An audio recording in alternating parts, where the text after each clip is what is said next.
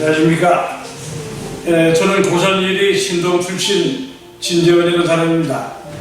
오늘은 이 지역에 태어나시고 우리나라 우수한 애국지사의 일대기에 대해서 간략하게 설명을 드리고자 이 자리에 앉았습니다.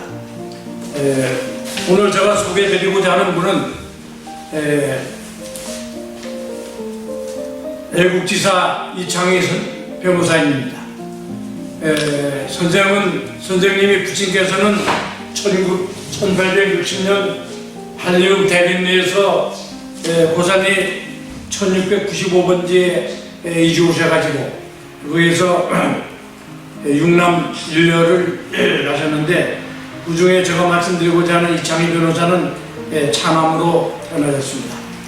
그 변호사님은 1897년 고산리 1695번지 칠전동에서 태어나시고 1904년 고산리 1618번지 새동네로 이주하여 정착하셨습니다.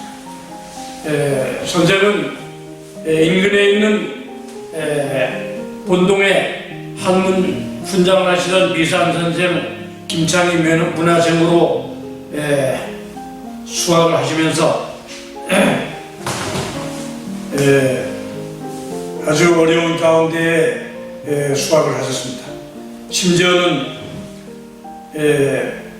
하도 춥고 어려웠기 때문에 점심시간이 되면은 다른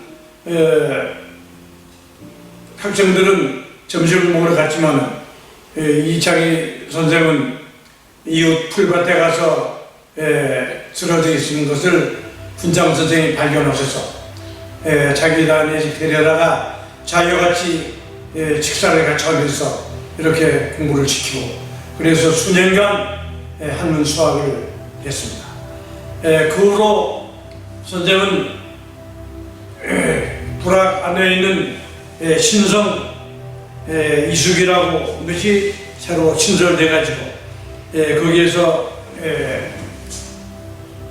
초등과정을 수료를 하고, 이로부터 그 지역의 이장과 또 숙장이 추천을 받아서 제주농업학교의 장학생으로 진학을 하게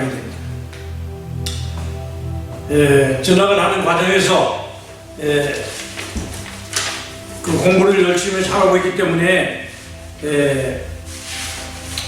제주시의 칠성동에 사시던 그 무역상이 사위로 자원 사위로 하시게 됩니다. 그래서 학교 졸업 전에 그 1916년에 부인 김놈의 여사를 맞아서 결혼하고, 그 다음 1917년 3월 23일에 제주농업학교를 졸업했습니다. 그러니까 졸업 전에 결혼을 하신 거죠.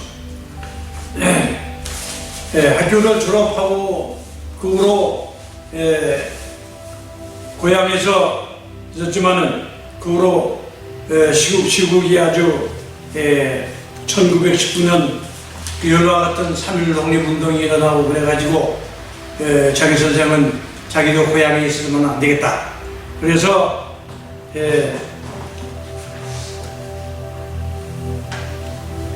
그 서울로 상경을 했습니다.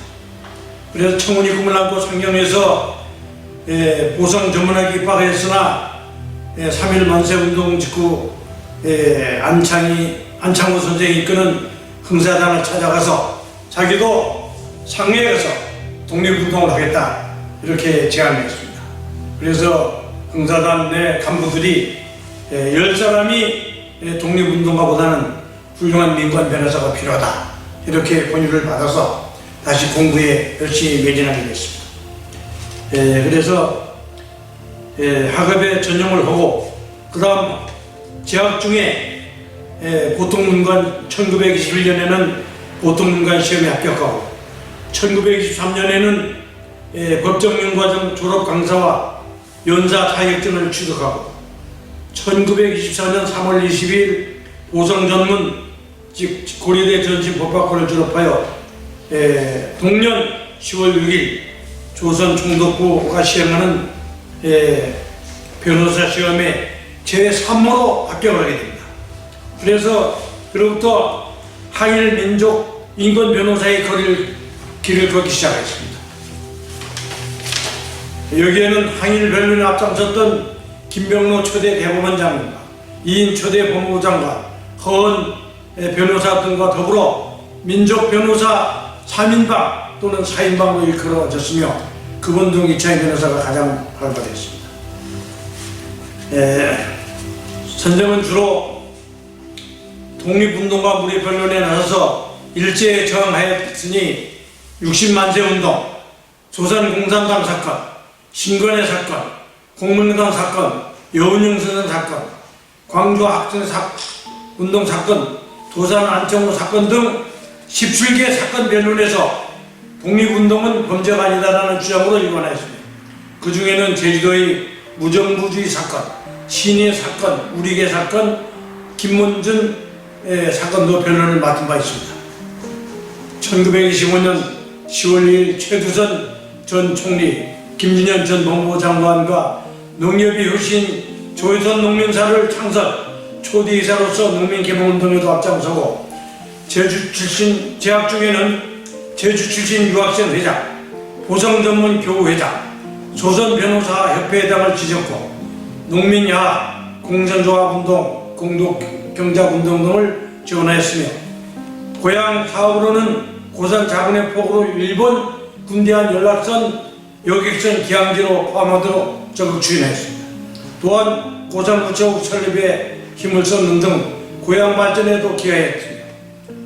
법률 강연으로 전국의 명성을 찾은 선생은 1934년 가을 함경북도 두만강변 옹기읍에 강의자 하는데 한 여관에서 변사체로 발견되었으니 그것이 1934년 9월 9일입니다. 선생 나이 학년 37세입니다. 이는 일본 경찰에 의한 독살로 추정되지만은 끝내 밝혀지지 않았습니다. 선생의 독립운동 사실은 고산일리 노인회장이셨던 고 고원주님이 10여 년간 전국 각지의 자료를 발굴 수집하여 국가보훈처에 상신하여 세상에 알려지게 됐고 정부는 1995년 8월 15일 건국군장 애족장을 추사했습니다.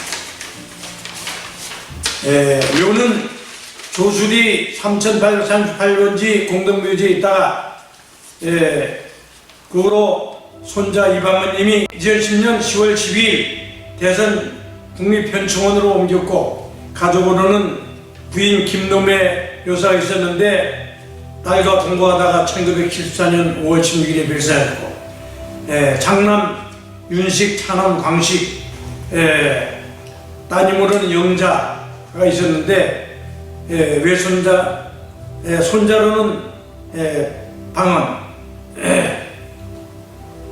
한 분이 있었고 외손자로는 양근호, 양철호, 진호와 외손녀 양선예, 양경순, 증선으로는 양용준 등이 있습니다. 또한 제가 말씀드리는 저는 그 후로 이 돌아가신 고원주님으로부터 한 장의 일본이 책자를 받게 됩니다. 자기가 이렇게 훈장은 받았지만 이분의 업적을 계속 잘 발굴하여 기념했으면 좋겠다. 그래서 그 깊은 뜻을 저한테 전달을 받고 저는 이 책을 수차례 봉독하여 지금부터 한 4년 전 이 지역 도의원이 당선되자 저는 이것을 지역의 수건사업으로 현직 도의원에게 건의하여 애국지사 이창기 기념사업회를 조직하고 여기에 추모 공덕비를 세울 것을 추진하였습니다. 그래서 추진하던 중에 그 후로 재작년 제주농업학교에 모교에 변호사님이 모교인 요교에서 그 고향마을의 기념비 사업을 추진하여 작년 4월 21일에 고향마을 이사무소 앞에 기념비를 세우게 됐고, 작년에 도의회 이장이신 현역 국회도의원으로부터 예산을 지원받아서 그분이 흉상과 기념비 또는 업적비를 세워서 늦게나마 그분이 숭고한 업적을 그리고 또 우리 지역사회의 현안으로서 후세들에게 영원히 기념할 수 있도록 했습니다. 또한 여기에서 다 못 이룬 거라면은 그분이 사셨던 생가나 또는 그분이 다녔던 길을 잘 복원하여 지역사회에 영원히 그분이 높은 뜻을 영원히 기리기 위해서 이창희로라도 개설하는 것이 저희 소원으로 생각하고, 또한 뜻 있는 분들과 모아서 이창희 기념사업회를 더욱 활발하게 추진해서 그분이 업적을 영원히 기리는 것이 하나의 소원으로 생각하고 있습니다. 세상 간략하게 우리 오늘 항일외국지사 이창희 변호사의 생에 대해서 간단히 마치고, 여기 곁들여서 한 가지 더 말씀드린다면은 그분은 얼마나 어려웠느냐 하면은 대학 시절에 졸업 사진을 보면 전부 동복을 입었는데 그분은 하얀 옷을 입고 사진을 찍었습니다. 그래서 지도 교수가 왜 한겨울에 흰 옷을 입느냐 이렇게 말씀하셨습니다. 그러니까 옷이 있어서 안 입는 게 없어서 못 입는데 어떡하느냐. 그래서 선생님이 말씀 못했다고 합니다. 그래서 지금 남아있는 것은 고성전문 졸업사진에 하얀 한복을 입고 여름바 한복을 입고 사진을 찍는 사진이 여기 남아있다. 그러니까 얼마나 그분이 힘들고 어렵게 살았느냐. 그러고 제가 그 후로 그분이 가족들한테 들은 얘기로는 그분이 워낙 어렵고 그런 데다가 전국 무료강연만 하다 보니까 가족들은 생사가 어려워서 장인이 기와집을 2채를 팔아서 그분이 일할 수 있도록 뒷받침을 했다. 이렇게 전해 들었습니다. 그러고 보면 얼마나 우리가 그분이 애국하는 그 정신을 우리가 본받아야 되겠냐. 얼마나 존경스러운 인물이냐 한 것을 다시 한번 감회가 새롭습니다.